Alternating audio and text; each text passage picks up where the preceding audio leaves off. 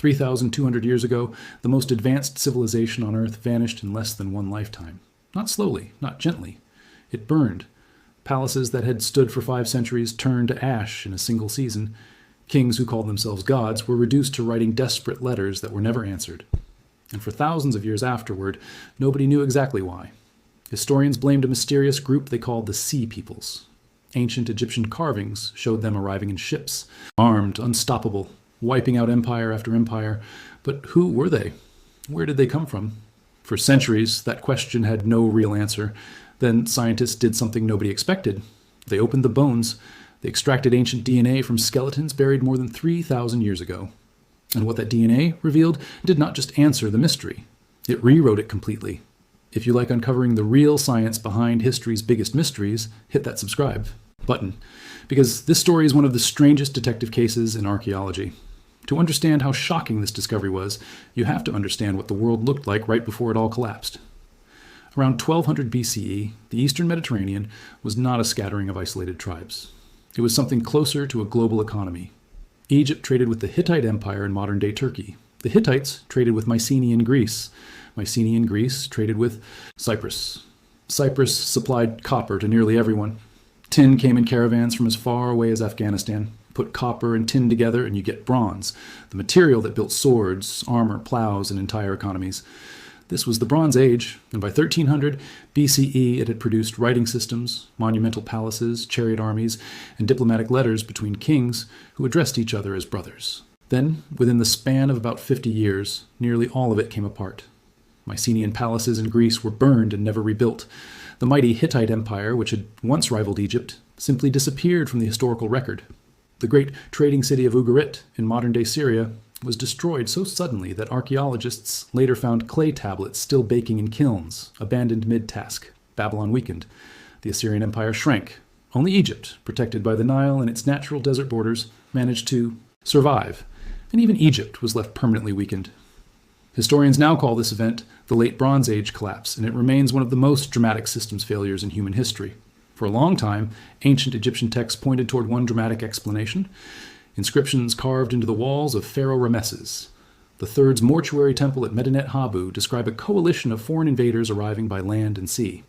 The Egyptians called them the Sea Peoples, and the inscriptions list several distinct groups traveling together, including the Peleset, the Cheker, the Shekelesh, the Denyen, and the Weshesh. According to the carvings, these groups had already destroyed other kingdoms before setting their sights on Egypt. The text describes entire lands being wiped out, one after another, in a chain reaction.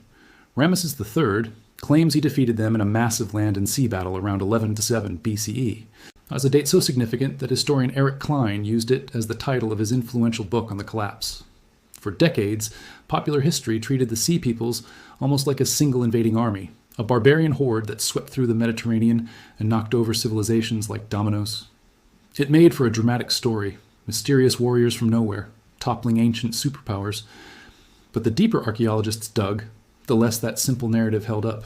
The Medinet Habu inscriptions themselves actually hint at this complexity, even though they were carved to celebrate one man's victory. The text does not describe a single nation marching under one banner. It lists several separate named groups traveling together, each with different names, different depicted clothing, and different weapon styles carved into the temple relief. Some wear feathered headdresses, others wear horned helmets. Some carry round shields, others rectangular ones. Egyptian artists were often careful observers of foreign peoples, since accurately depicting defeated enemies added to the pharaoh's glory. That level of visual detail suggests the Egyptians themselves understood they were facing a coalition, not a single unified army with one shared culture or homeland. Here is the first problem. The timing does not quite work as a single invasion story. Some of the affected cities were already showing signs of stress before any Sea Peoples ever arrived. There's strong evidence of a prolonged drought across the eastern Mediterranean beginning around 1200 BCE, verified through tree ring data, lake sediment cores, and cave formations called speleothems that record ancient rainfall patterns. This was not a short dry spell. Some estimates suggest a drought lasting well over a century. Crops failed, grain reserves ran out. Diplomatic letters from this period, especially from Ugarit, contain desperate pleas for emergency grain shipments. One letter describes a king begging a neighboring ruler for food, warning that his people were starving. On top of the drought, there is also solid evidence of a cluster of earthquakes hitting the region during roughly the same 50-year window. Researcher Amos Nur, working with historian Eric Klein, documented what they called an earthquake storm, a series of major seismic events striking multiple Bronze Age cities in relatively close succession. Archaeological layers at several major sites show destruction patterns consistent with earthquake damage, sometimes followed by fire, rather than pure military conquest. So picture the actual situation. Interconnected kingdoms, already stretched thin by trade dependency, hit by a mega drought, famine, earthquakes, and internal political unrest, all within the same general period. Into this already fragile system arrives a wave of displaced, desperate, and sometimes violent groups looking for new land to settle.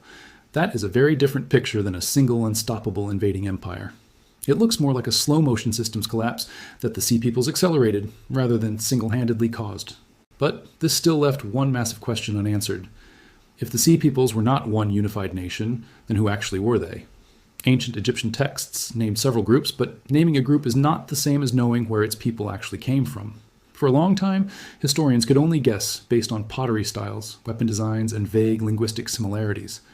Some groups were tentatively linked to Sardinia, based on similarities to later Sardinian artifacts. Others were linked to Sicily. Some scholars pointed toward western Anatolia. Others suggested the Aegean Islands. Without direct evidence, it was largely educated guesswork, and different experts disagreed sharply. This is where the DNA revolution changed everything. Ancient DNA analysis, sometimes called paleogenomics, allows scientists to extract genetic material directly from ancient human remains, even those thousands of years old, and compare that genetic code to modern and other ancient populations. This technology matured rapidly over the past 2 decades, and archaeologists eventually turned it toward one of history's oldest unsolved mysteries. The breakthrough study focused on the ancient port city of Ashkelon, located in modern-day Israel. Ashkelon is significant because, according to biblical and archaeological evidence, it later became one of the 5 major cities of the Philistines, a group widely believed to be descendants of the Sea Peoples, specifically the Peliset, mentioned in Egyptian inscriptions. If the Sea Peoples theory was correct, and if the Philistines really were their descendants, then their DNA should show signatures of a relatively recent migration from somewhere outside the local Levant region. A team of researchers, publishing their findings in the journal Science Advances, individuals excavated at Ashkelon, spanning a critical window of time from the late Bronze Age straight through the early Iron Age. This time, Siri's approach was crucial. Instead of looking at a single snapshot, scientists could actually watch the genetic makeup of the population change, generation by generation, across the exact period when the Sea Peoples were supposedly arriving. And the DNA did change. The results showed that individuals from the early Iron Age, meaning the generation living right after the Bronze Age collapse, carried a genetic signature that was noticeably different from their Bronze Age predecessors. Specifically, researchers detected a clear increase in European-related ancestry. This genetic shift most closely matched populations from southern Europe, with the strongest statistical fit pointing toward populations similar to those found in the Aegean region during the late Bronze Age, essentially the broader Greek and Mediterranean world. In plain terms, sometime around the transition from Bronze Age to Iron Age, a new wave of people carrying European-derived DNA entered the local Levantine population at Ashkelon. This lines up almost perfectly with the traditional Sea Peoples narrative and with the idea that some of these migrating groups eventually became known to history as the Philistines. It was, in a very real sense, physical genetic proof sitting in ancient bones of population movement that historians had debated for generations, based only on pottery shapes and battle inscriptions. But here's where the story gets even more fascinating, because the DNA revealed something that nobody fully expected. That European genetic signal did not last. When researchers examined DNA from Philistine individuals just a couple of centuries later, in the later Iron Age, the distinctive European ancestry component had essentially disappeared, diluted back down to levels barely distinguishable from the surrounding local population. In other words, whoever these migrants were, they did not remain a separate, isolated group ruling over the locals for generations. Instead, they intermarried, blended, and were genetically absorbed into the existing Levantine population within just a handful of generations. This finding completely reshaped how historians think about the so-called Philistines. For centuries, popular imagination, partly shaped by the biblical narrative, painted the Philistines as a distinct, foreign, almost alien enemy population sitting apart from their Canaanite neighbors. The DNA tells a more complicated and honestly more human story. Yes, a group of outsiders with genetic roots, tracing back toward the Aegean and southern Europe, really did arrive during this turbulent period. But within a few generations, that same genetic evidence shows they were absorbed almost completely into the local gene pool. The dramatic foreign invaders of the history books became, quite literally, part part of the same bloodline as the people they had settled among. This also matches physical archaeological evidence found at Philistine sites. Early Iron Age layers at cities like Ashkelon show a sudden appearance of distinctly Aegean-style pottery, cooking techniques, and even architectural elements that look almost identical to styles found in Mycenaean Greece. But as the centuries pass, those foreign-style artifacts gradually blend with and are replaced by local Canaanite forms. Archaeology and genetics, working independently through completely different methods, ended up telling remarkably matching stories. That kind of convergence between two unrelated scientific disciplines is exactly the kind of evidence historians dream about. Think about how remarkable that convergence actually is. Archaeologists studying broken pieces of pottery and genetic researchers studying fragments of ancient bone were working with completely different types of evidence, using completely different laboratory techniques, often without even coordinating directly. Yet both lines of evidence arrived at the same basic conclusion, independently. A distinct foreign population showed up at a specific moment in time, left a visible cultural and biological footprint, and then gradually merged into the surrounding society within a handful of generations. When two entirely separate scientific methods point toward the same answer, that is usually a strong sign. The underlying conclusion is solid rather than a coincidence or a misreading of the data. Zooming out from Ashkelon specifically, the broader genetic and archaeological picture of the Sea Peoples has grown far more nuanced than the old single migration story. Rather than one unified empire descending on the Mediterranean, current evidence points toward a patchwork of different groups, likely originating from multiple regions, including the Aegean, Western Anatolia, and possibly parts of the central Mediterranean, all set into motion by the same underlying pressures: drought-driven famine, collapsing trade networks, political instability inside their own homelands, whole populations displaced and searching for new places to live, sometimes as raiders, sometimes as refugees, and sometimes, it seems, as both at different. This reframes the entire narrative in a genuinely interesting way. The Sea Peoples were not the cause of the Bronze Age. Collapse acting alone, showing up out of nowhere to destroy a thriving world. They were more like a visible symptom of a much larger, more complicated, systemic breakdown already underway. Drought weakened harvests. Weakened harvests triggered famine. Famine triggered desperation and internal unrest. Unrest and resource scarcity pushed populations to migrate, sometimes violently. And because Bronze Age civilizations were so tightly interconnected through trade, especially the international, supply chains needed to produce bronze itself. The failure of just one or two major nodes in that network could send shockwaves through the entire system. Historian Eric Klein has described this as a perfect storm, where any single disaster alone likely would have been survivable, but the combination of drought, earthquakes, famine, internal revolt, and migrating populations arriving together proved too much for even the mightiest kingdoms to withstand. If this kind of deep historical mystery fascinates you, go ahead and hit that like button. It genuinely helps this channel keep making videos exactly like this one. What makes the DNA evidence so powerful is that it moves this entire debate out of the realm of pure speculation. Before ancient genome sequencing became viable, historians were essentially forced to argue based on indirect clues. Pottery styles can be copied or traded without any actual migration of people. Weapon designs can spread through cultural contact and warfare without a single person relocating. Even written records, like the Egyptian inscriptions at Medinet Habu, were created by the very people who had just fought and defeated these groups, meaning the accounts carry an obvious bias and were designed partly as royal propaganda celebrating Ramesses III's victory. DNA does not have that problem. Genetic ancestry cannot be faked, copied, or exaggerated for political glory. It is a direct biological record embedded in the bones themselves. When scientists find a measurable shift in ancestry between one generation and the next at a specific archaeological site that indicates actual human beings physically relocating and having children with the local population, that is a much harder form of evidence to dismiss or reinterpret. And it is exactly why ancient DNA has become one of the most powerful new tools in modern archaeology. It is also worth remembering just how difficult this kind of ancient DNA work actually is. Bones that are 3,000 years old have usually been buried in hot, dry environments for millennia, and heat is one of the worst enemies of preserved genetic material. DNA naturally breaks down over time into smaller and smaller fragments, and in warm climates like the eastern Mediterranean, that degradation happens even faster than in cooler regions like northern Europe.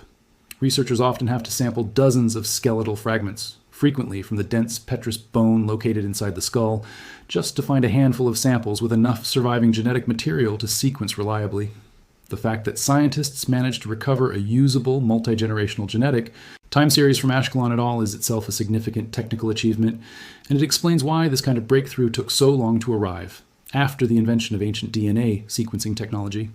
Of course, this research also comes with important limits worth mentioning. The Ashkelon study analyzed only 10 individuals, which is a meaningful sample for detecting a real ancestry signal, but still a small fraction of what would have been a much larger regional population. Scientists are always careful not to overstate conclusions drawn from limited sample sizes. Additional studies at other sites tied to different Sea Peoples groups, such as those potentially linked to the Shurden, the Shekelesh, or the Denayan, could reveal a more complete and possibly more complicated picture. Some of these groups may trace back to entirely different origin points than the Aegean-influenced ancestry found at Ashkelon. The story of the Sea Peoples was never really about one single origin. It increasingly looks like it was several different displaced populations, each with their own story, who happened to converge on the historical stage at the exact same moment of regional crisis. There is also a broader and honestly more unsettling lesson hiding inside this ancient story. The late Bronze Age world was, in its own way, remarkably similar to ours. It was interconnected through long-distance trade. It depended on specialized resources sourced from faraway regions, in their case tin and copper for bronze, arriving through complex international supply chains. It featured sophisticated diplomacy between major powers who saw themselves as equals. And it collapsed, not because of one single knockout blow, but because multiple stress points converged at the same time in a system that had grown too interdependent to absorb that many shocks at once. Historian Eric Klein has been fairly direct about this parallel, noting that a modern globalized world facing its own combination of climate stress, resource competition, and political instability could theoretically be vulnerable to a strikingly similar kind of cascading failure. So what does the DNA ultimately tell us? It tells us that the Sea Peoples were real people, not a myth and not a single monstrous horde invented purely for royal Egyptian propaganda. It tells us that at least some of them really did originate from Aegean and broader southern European populations, exactly as ancient inscriptions and pottery evidence had long suggested. It tells us that these migrants settled among local populations in places like Ashkelon and, within a handful of generations, became genetically indistinguishable from their neighbors, blending completely into the very cultures they had once been feared for disrupting. And it tells us that their arrival was not the sole cause of the Bronze Age collapse, but rather one visible piece of a much larger, interconnected crisis involving drought, earthquakes, famine, and the fragility of an ancient, globalized economy. The Sea Peoples did not erase the Bronze Age world through conquest alone. They arrived at the exact moment that world was already unraveling from the inside, driven from their own homelands by the same climate and resource pressures that were simultaneously destabilizing everyone else around the Mediterranean. Ancient DNA gave us something written records and broken pottery never fully could. It gave us the actual human story, hiding underneath one of history's greatest unsolved mysteries, written not in stone carvings meant to glorify a pharaoh, but in the quiet biological code carried inside 3,000-year-old bones. It is also worth pointing out how this single case study fits into a much larger wave of ancient DNA research, reshaping our understanding of the past. Similar genetic time series studies have traced massive population movements into Bronze Age Britain, revealed unexpected steppe ancestry in the earliest Aegean civilizations, and uncovered surprising migration patterns. Across nearly every region archaeologists have tested. The Sea Peoples mystery is really just one chapter in a much bigger story. The story of how genetics is quietly rewriting huge sections of ancient human history that we thought had already been settled by pottery shards and old texts alone. Almost every time researchers apply this technology to a long-standing historical mystery, the results end up more complicated and more human than the simplified textbook version most of us grew up learning. And that is, in a very real sense, the entire point of ancient DNA research. It strips away propaganda, myth, and guesswork, and replaces it with something closer to the raw, unfiltered truth of what actually happened to real human beings living through one of the most dramatic collapses in recorded history. The next time you hear the phrase Sea Peoples, you're not picturing some faceless horde emerging from nowhere. You're picturing displaced families, farmers, and refugees caught in a drought-stricken, earthquake-shaken, collapsing world, doing what human beings have always done when their homeland stops being survivable. They moved. They adapted. And eventually, they simply became part of the next chapter of history. If a story like this teaches us anything, it is that history is rarely as simple as the version carved into a temple wall by the winning side. The real story usually takes thousands of years and a fair amount of modern science to finally come into focus, and once it does, it almost always turns out to be far more interesting and far more human than the legend ever was.